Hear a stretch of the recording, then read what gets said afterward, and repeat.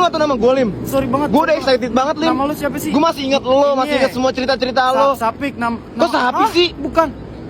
Yunanda. Gimana sih lu? Yunanda. Iya Yunanda, gue balik dulu Yunanda ya, mama gue nyariin.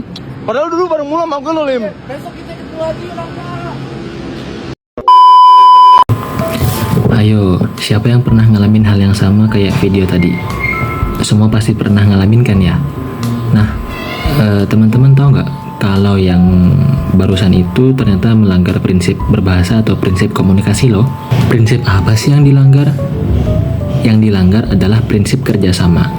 Yap, dalam berkomunikasi ternyata juga ada peraturan dan prinsipnya loh.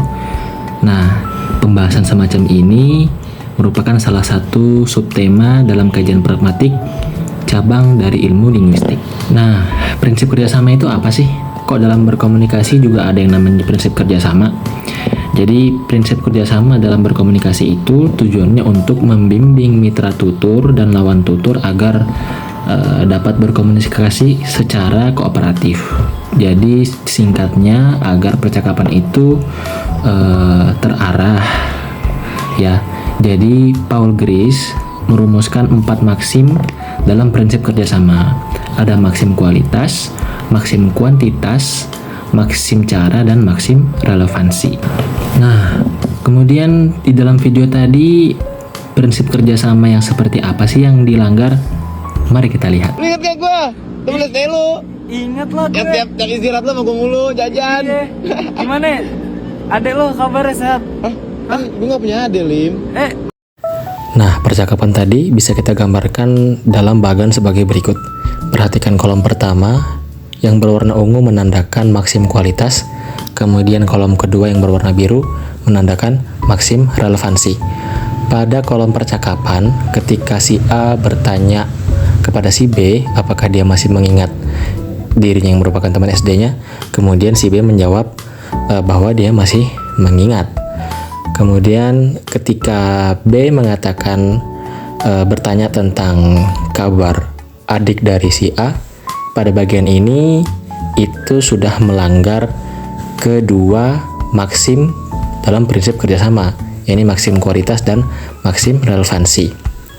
Mengapa dikatakan melanggar maksim kualitas? Karena ketika si B mengajukan pertanyaan tentang kabar adik si A yang kemudian ditandai dengan respon si A yang mengatakan bahwa dia tidak memiliki adik dan merupakan anak tunggal, pertanyaan si B ini melanggar peraturan bahwasanya kalimat yang sekiranya mengandung informasi yang tidak benar itu tidak seharusnya diucapkan, tetapi malah diutarakan oleh si B.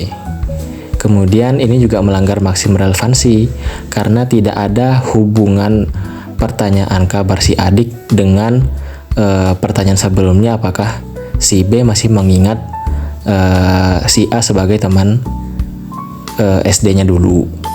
Nah, apa sih yang dimaksud dengan maksim kuantitas dan maksim cara?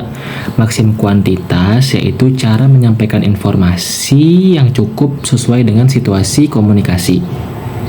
Jadi informasinya itu tidak dikurangi atau tidak ditambahkan secara berlebihan. Kemudian maksim cara itu apa? Yaitu cara menyampaikan informasi secara urut, ya, sesuai dengan